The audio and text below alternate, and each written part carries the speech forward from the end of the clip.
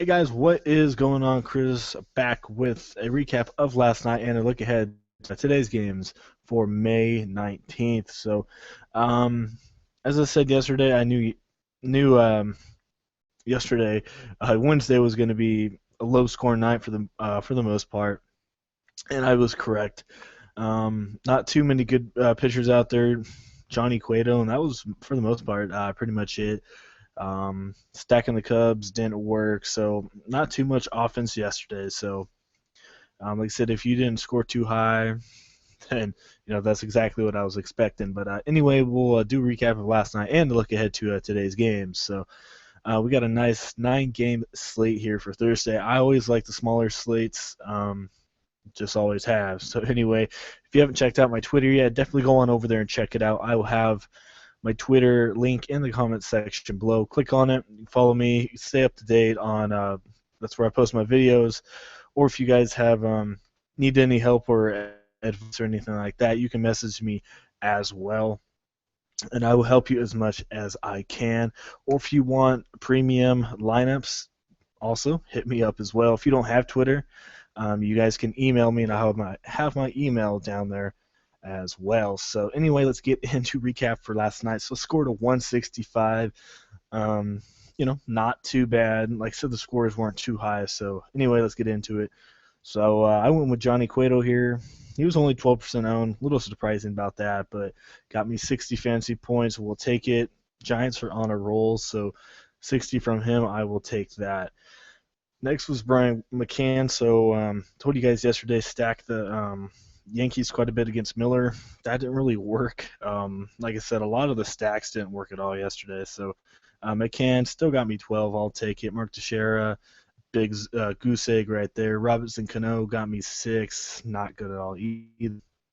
I thought Pedro Alvarez maybe would do a little bit here, lefty on righty matchup against Taiwan Walker. That was struggling a lot yesterday, but he only got 3, so overall just not too good. Taylor Motter, he came up, started against Toronto, didn't do anything either. So like I said, not a good night really. Jacoby Ellsbury, I was telling you guys to pick him over Brett Gardner, which was good. Brett Gardner did good as well. So Ellsbury got me 27.9. I'll definitely take that from him. A lot of people had Rajay Davis. Definitely was not expecting 53.1 from the guy though, but I will definitely take that. And then last but not least, Carlos Beltran with an amazing 3 points. So overall, I'll take it. It's money, but definitely looking to do a lot better here today. Anyway, as usual, I got you guys a GPP and a 50-50 lineup uh, for today's main slate. So anyway, let's get into it. So I got you guys Steven Strasburg. Um, I do like him quite a bit. I really do like Chris Sale, so if you can get him, I will take them. If you don't want to go with Steven Strasburg, go with Jeff Shamarja. Um, he's been, pretty good this year, so for me, it's Steven Strasburg or Jeff Shamarza right there. But anyway, I like Strasburg. Got the big contract. He's been pretty hot as well. Expecting about 50 to 55 from Strasburg tonight, so I do like him. Even against a good Mets team, I still like Strasburg. Next is Brian McCann. Catchers are just downright terrible tonight. I'm going to go with him for $3,000. He is facing. All right, let me find him here. Braveman, there we go. Not a good pitcher at all. So hopefully McCann, can get you about 12 to 15 here tonight. Next is John Jaso taking out Mike Fezelwitz. Fezelwitz is definitely not a good pitcher at all. As we know, Atlanta is just not good at all. Maybe Jaso, since he's been playing Atlanta, he's been doing pretty good against Atlanta. 9.22, and he had a dud last night. So hopefully he can change that around. Get you about 15. I will take it from him. Still pretty cheap for $3,100. Next, stack in Cleveland. Even though Tim Alderman, I think that's how you say his name, he's been pitching half decent this year. ERA at 3.38, so really not pitching too bad. His walks are up there. So in this series, Cleveland and Cincinnati. This series has just been runs scored all over the place. So expecting another high one. A lot of other people are expecting a high scoring game as well. So a lot of other people are going to be stacking this one. But anyway, I went with Jason Kippens here, lefty on righty. Since he's playing Cincinnati, been doing really good. So 3,600, I will still take him in a favorable high scoring game here. Next, Jose Ramirez, 2,900 bucks. I think he'll be the lowest owned of Cleveland, maybe. He's been pretty hot as well since he's been playing Cincinnati. 18, 18, and 9 for him. Lefty on righty. Like I said, a lot of runs scored in this one. So Ramirez, 2,900 bucks. Get me 15, I will definitely take that from him. Next is Francisco Lindor. Not too much pop from the guy, but definitely a guy that gets on. Can score you some runs once in a while. He can steal for you. So as you see, all these Cleveland guys are just having huge games against Cincinnati.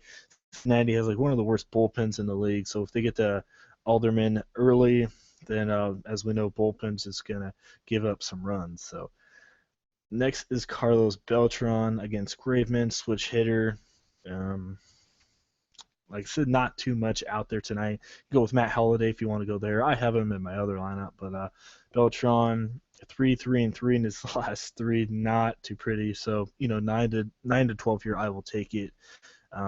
If you can find a different option, definitely try and do that.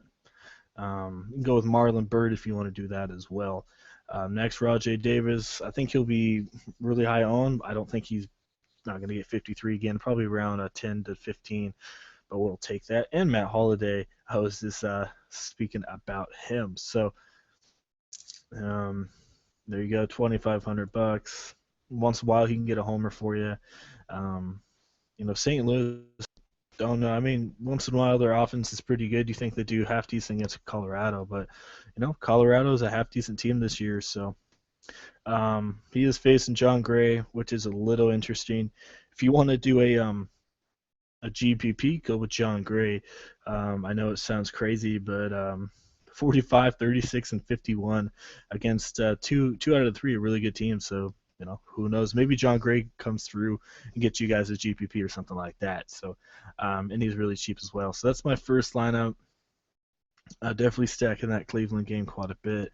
Let's go on to the other one. Kind of a GPP, kind of a 50-50 as well. Like I said, if you guys can get Chris Sale or Jeff Shamarza, definitely try and do that. But if you want to go a little bit cheaper, Marco Estrada. Hopefully Blue Jays can rebound. His ERA is a 2.89. Plus he's favored to win this one against Minnesota. And for the most part, Minnesota is not a good team, as we know. Marco Estrada has been a half-decent pitcher. Got roughed up against Texas. A little understandable. Minnesota likes to strike out, so if he gets me about 40 to 45, I'll definitely take that from Estrada tonight. Next, going with Yan Gomes, definitely from Cleveland. If you don't want to go with McCann, go with Yan Gomes. Been hot as well, playing Cincinnati, so I like him. For the most part, everyone else is the same. Jason's the same. Kippen's the same. I like Matt Holliday, lefty on righty matchup against John Gray. Man, I just don't know. Every time, like I said, every time I pick against Colorado, just not working. So hopefully this is tonight. If you want to do some Cincinnati guys as well, definitely do that. You got your Joey Votto, Suarez, Brandon Phillips against Josh Tomlin, not the best pitcher either. And then Francisco once again. Ad Neaton, I've been picking him quite a bit recently. He's been paying off for me.